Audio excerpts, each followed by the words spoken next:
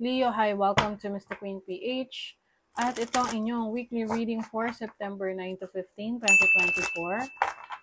If you are interested in private readings, meron tayong link sa description at sa pinned comment. Paka-check na lang information kung paano mag-book for a private reading. Ayan, let's see, Leo, what's coming to you this week. Your overall energy is the Knight of Pentacles. Oh. So, ngayon, steady lang yung energy ninyo, especially in your career. Maaring meron kayong hinihintay, parang may pinagmamasdan kayo or parang inoobserbahan kayo sa inyong career, sa trabaho ninyo, or sa situation ninyo kung may magbabago. Oo. Pwedeng meron kayong decision making na gagawin pero base sa kung ano yung magbabago sa sitwasyon nyo. Kasi kung walang magbabago, meron kang decision making. Kung may magbabago, meron ka pa rin decision making. So I feel like yung iba sa inyo related to sa trabaho, sa career path ninyo. Na for example, kung ngayong panahon na to is nararamdaman mo na kailangan magkaroon ka ng mas magandang opportunity sa work. So, iniisip mo, kung walang magandang opportunity, ibig sabihin it's a sign na sumubok ng ibang opportunity outside of your career, no? Ganon. So, at this point, kung ano yung meron ka ngayon, yun yung tinetreasure mo muna, no? And at the same time, nag-observe ka about other opportunities na pwedeng dumating sa'yo. Let's see your possible challenge. Is King of Cups? Okay. So, pwedeng ang challenge sa inyo ay may kinalaman sa isang tao na water sign, Cancer, Scorpio, Pisces, na maaring meron siyang parang may hinahanap ka sa kanya na emotions or feelings na hindi mo makuha. Pwede kasing you are connecting with this person pero this person is hindi niya talaga kino-communicate sa'yo yung totoong nararamdaman niya.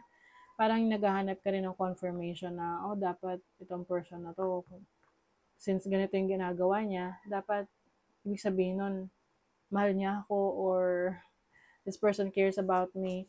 But I feel like isa yan sa frustration nyo ngayon na merong tao sa buhay nyo na hindi nyo makuha yung information na gusto nyo pagdating sa emotions niya or sa nararamdaman niya. Maari ding pwedeng kayo to. Oo, pwedeng meron kayong water placements, no? Na nagsa-struggle kayo about expressing how you feel and what you feel. So, let's see your opportunity. You have the Three of Pentacles. So, pagdating sa career path, meron parating na opportunity sa inyo to improve, to collaborate, cooperate with others. Pwedeng ma-assign ka sa ibang department or sa ibang lugar na kung saan meron ka makikilalang bagong mga katrabaho, ka-collaborate. Or yung iba naman, kung kayo ay content creator, pwedeng you will be collaborating with other creators din. But definitely, meron ditong opportunity for you to grow. So, I think isa ito, parang sagot na rin to dito sa hinihintay mo na opportunity sa career mo, trabaho mo. Kailangan lang kasi rito na mag-try ka rin ng iba. I feel like meron ding tutulong sa'yo na parang yayayain ka na, uy, Leo, subukan natin to. Try natin tong trabaho na to or try mo mag-apply dito or itry mo tong bagong business na to. So, it's like getting new ideas or new inspiration from others. So, your blessing is the Three of Swords. Okay. Some of you, Leo, there is a blessing in disguise. Okay? Sa una, you will feel like, wow, this is ang sakit, bakit ganito yung na-experience ko, bakit disappointing. But actually, kaya mo siya na-experience is because nire-redirect ka sa ibang path, sa ibang landas. Okay? Let's see, ano tong disappointments na to for Leo? Sixth house. Okay. This can be sa kalusugan ninyo na pwedeng meron kayong nararamdaman na something na kailangan yung ayusin sa kalusugan ninyo. Na ito yung parang wake up call sa inyo to live healthier, to have a healthier lifestyle. Some of you naman, pwedeng meron kayong matutuklasan na betrayal sa trabaho na tipong akala mo kakampi mo tong taong to sa trabaho pero hindi pala. So at least, alam mo na. Natuklasan mo na. Mm-mm. Let's see your money, career, finances. You have the Knight of Cups. So there's an offer. You have the Nine of Wands. Pero parang iba sa inyo may takot dito sa offer na to. Pwedeng nagkaroon kayo ng experience in the past na hindi naging pabor sa inyo yung naging resulta na yon sa trabaho, sa career, or sa business. Tapos pwedeng meron na kayong trauma doon.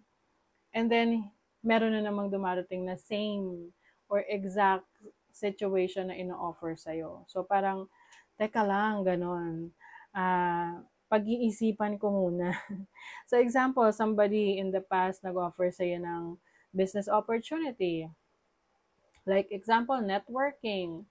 Tapos, hindi, kumbaga parang naengganyo ka lang and then you tried it, pero hindi pala para sa'yo yun. So, somehow may nasayang na investment sa'yo. So, parang somehow traumatic yun sa'yo, no? Hindi ka pa nakaka-recover. You are still in the process of healing from that. And then, meron na naman na nag-offer sa'yo. So, if you feel like hindi ka pa ready for that or parang ayaw mo talaga, then you have a choice na i-decline yan. Huwag mong tanggapin, di ba? Kasi sa ngayon, may pagka-defensive ka pagdating sa anything na maglalabas ka ng pera. Yung gusto mo, may value yung pupuntahan ng pera mo.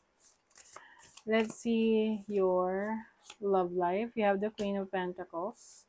You may be dealing with an Earth sign, Taurus, Virgo, Capricorn. You have the Four of Wands. Wow, this is stability. Uy, the Fool. Yung iba sa inyo pwedeng magte-take kayo ng risk sa isang relationship.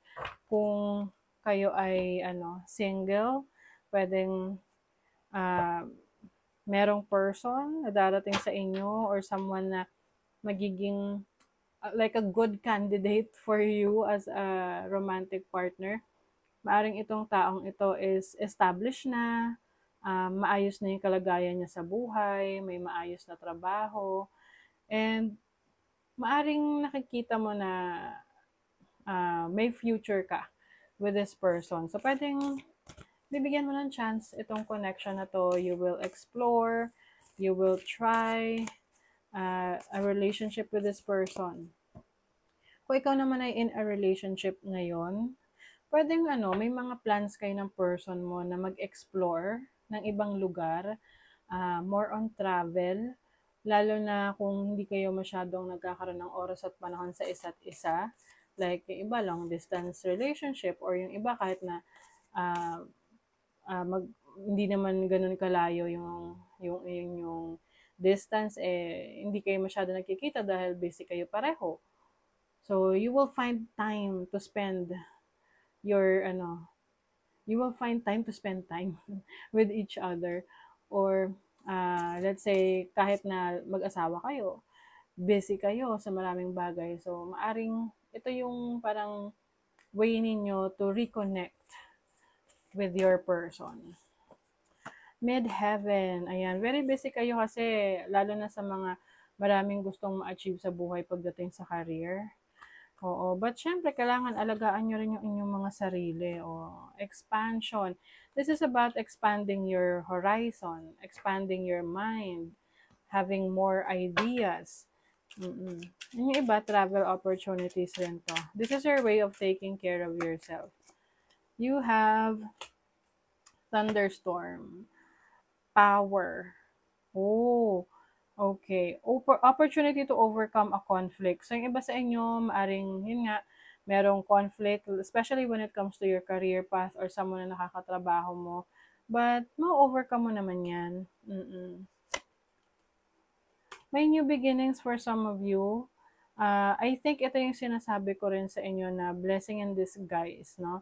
Na meron ka munang ma-experience or meron kang na-experience na disappointment pagdating sa trabaho, career, or business. And after that, dun manggagaling yung parang dun na magsa-start yung bagong opportunity sa'yo na magbibigay to ng mabilis na pag-unlad. Something that has a lot of potential. So, take whatever resonates kung ano tong new opportunities na to, new beginnings. Okay? So, that is your reading, Leo. Thank you so much. Bye!